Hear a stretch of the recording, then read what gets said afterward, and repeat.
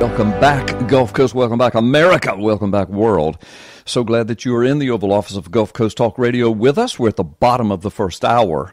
For the remainder of the show, right on up for the next hour and a half. And, of course, we'll be taking news breaks and timeouts and all that kind of stuff. But for the remainder of the show, I've got in the house with me this evening Mike Zullo, the former lead investigator, Maricopa County Sheriff's Office under Joe Arpaio of the Obama fraud birth certificate case.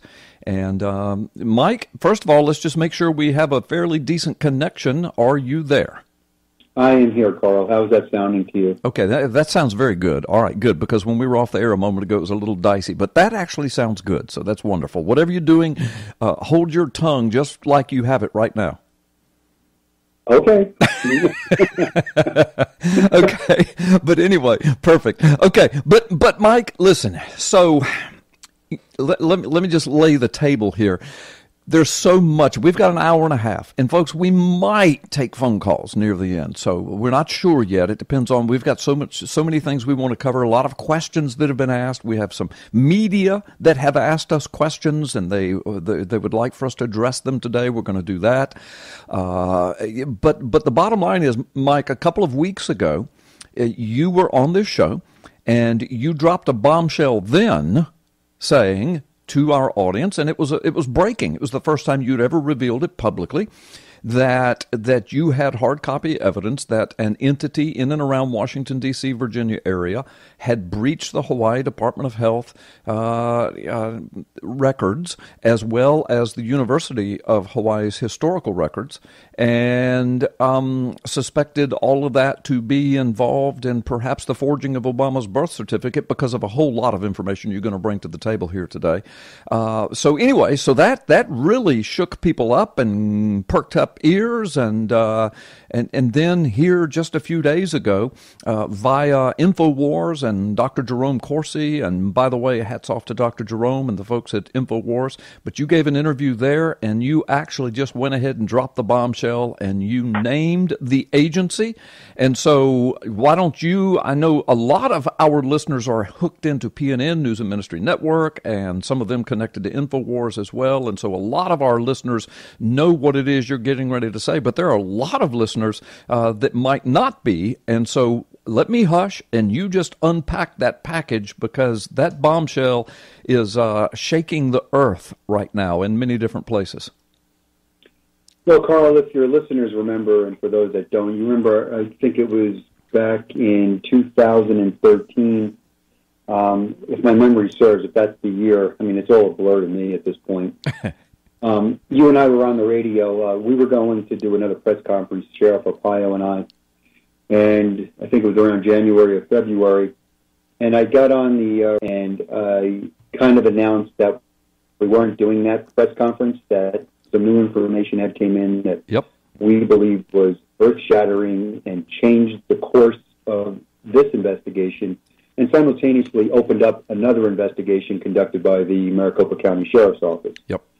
That, you and I took a lot of heat over that. But at that point in time, there wasn't a lot that I could say. Right. Now that we're a year past Sheriff Arpaio being out of office, we have a lot of information here that we tried to bring forth to federal authorities, and nobody is doing anything with it. We were put in contact with a former CIA contractor by the name of Dennis Montgomery.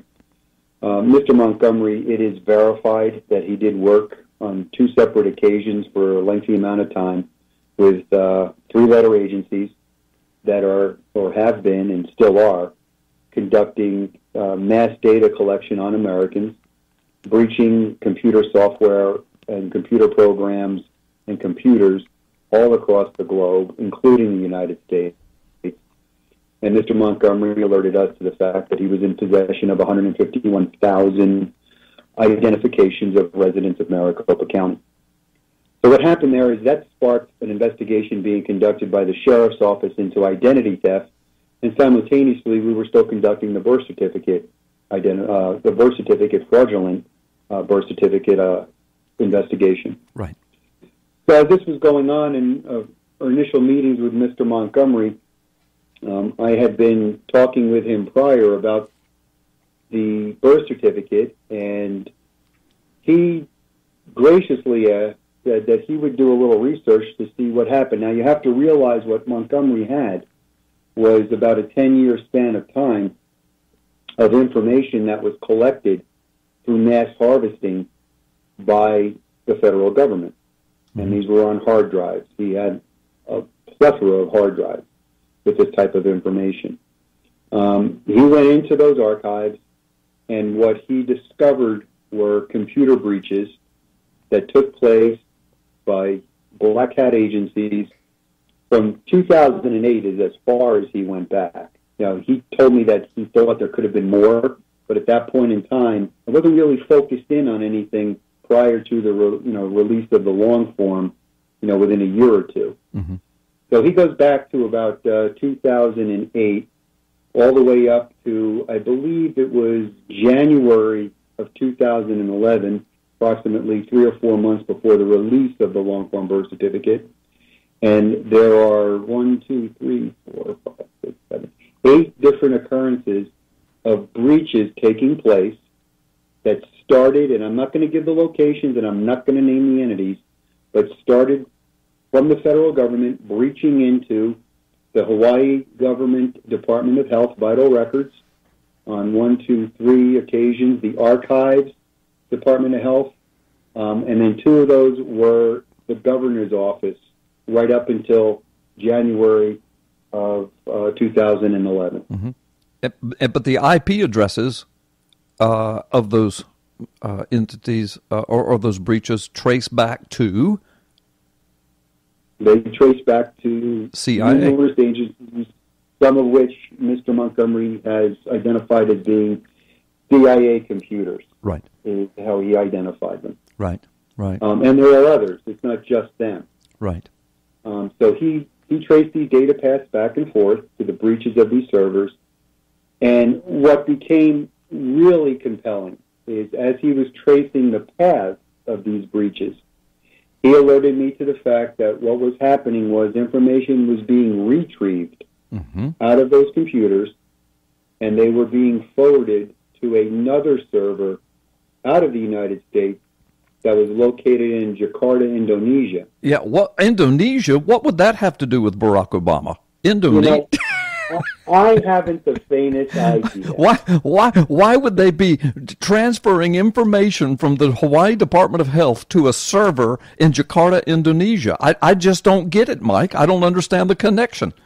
Well, Mr. Montgomery enlightened me to the fact that that server was used by the CIA and that he had utilized that service while he was employed with the federal government.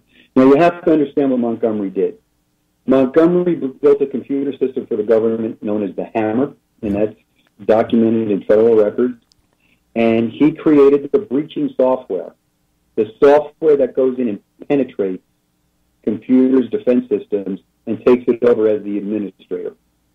Now, another group of individuals that I did track down, 3 of these individuals used to be full-time employees with the NSA. They built the mass harvesting software that collects all the data. So I have Montgomery who does the breaching, and the software from these other individuals collects the data. And you spoke to those guys? Oh, I spoke to them. I interviewed them. I saw them a couple of times. One of them is a good friend of mine now. Yeah. And we actually put Montgomery on the phone with them, and they conversed back and forth for about 45 minutes. And when we were done, I got back in touch with one of the gentlemen that was formerly with the NSA, and I asked him what he thought, and he said, Mike, he's the real deal. I'm talking to him about things that unless you were there, you would have no knowledge of. Right. So that was a credible verification that Montgomery knew what he was talking about. Right. And that Montgomery was definitely employed there. So Montgomery identifying these CIA breaches really starts to open up a whole other avenue, because what Montgomery did tell us was during his tenure there that the agencies also have the ability not only to retrieve information, but to upload information. Mm-hmm. That means they can change information and they could surreptitiously plant it into a computer system, and you would be none the wiser. So if you look at the time of these breaches, There are times that when no one was really there, and it really wouldn't matter if they were, but a lot of these are, you know, in the middle of the afternoon, 5 o'clock in the evening, 2 o'clock in the morning, 11 o'clock in the evening, 3 o'clock in the morning. It's all these strange times that these breaches were taking place. Now, Montgomery also told us that there was information that was being forwarded to Jakarta, sent back to the area of Washington, D.C., and then what happened to it there, he doesn't know, because we just didn't have enough time, energy, or equipment to go deeper into these drives to see if there was any more of a thread. Right. Now, you might not be able to say who or what, but was the server in Jakarta, was that also connected to a three-letter agency of some sort? Yeah, according to Montgomery, it was. Okay. And in some research that I've done on that server, it was utilized for governmental purposes in the United States. That's all my research would allow me to ascertain. Right. Okay. You're breaking up a little bit now, Mike, and so in a moment when we take a break, I'll probably get you to hang up and try to reconnect. But anyway, before we do that, though, so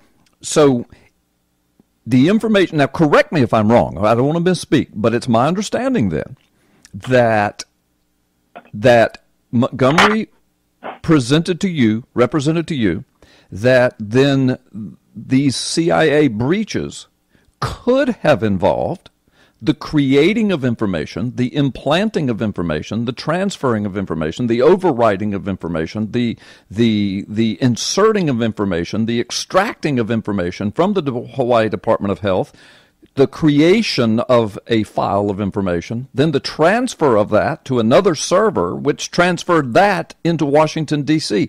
All of that was possible, and it appears as though those kinds of things were happening. Did I say that correctly? You did, and there's a couple other things. Montgomery's information goes back to around 2001, because his first occurrence here was 2008, doesn't mean that was the first occurrence. We just didn't go back any farther than that when we had the time with him. Right. That wasn't really apropos to your immediate investigation. No, it wasn't, and in addition to that, there was something else that he said to me, and I did confirm again with the people from the NSA, transfers in packet form. But in other words, information, when you send an email or anything, it's broken down into little packets. Okay, Mike, let's do this. That's fascinating, and I know where you're going with this, and I want our audience to hear it. So let's take this break right here, because we need to, and then let's try to get a better connection, because I want our audience to hear this about information packets. So we'll be right back with former lead investigator Mike Zullo of the Sheriff Joe Arpaio, Maricopa County Obama fraud birth certificate investigation. Bombshell, earth-shattering news. The great potential that the CIA was involved in all of this. IP addresses into the Department of Health in Hawaii, over to Jakarta, Indonesia, back to Washington, D.C. Oh my gosh. And it gets deeper. Don't go anywhere. Freedom Friday. Carl Gallups, Mike Zullo. We'll be right back. The Satanists wanted to install their own tribute, a pagan idol, on the Capitol grounds, right next to the Ten Commandments. Billions around the planet are witnessing a world in the grasp of sadistic spiritual darkness. This unholy alliance has infected our governments, our religious institutions, and our societies. The world appears to be unraveling. But can the evil behind these dark supernatural forces be defeated? Is everything playing out just as the Bible predicted it will in the final days? At last, you can know the answers to mankind's most urgent questions and learn your destiny among today's events in the new, unprecedented work taking the prophecy world by storm. Gods and Thrones, Nakash, Forgotten Prophecy, and the Return of the Elohim by best-selling author, former decorated law enforcement officer, and senior pastor Carl Gallups. This changes everything. Available now wherever fine books are sold.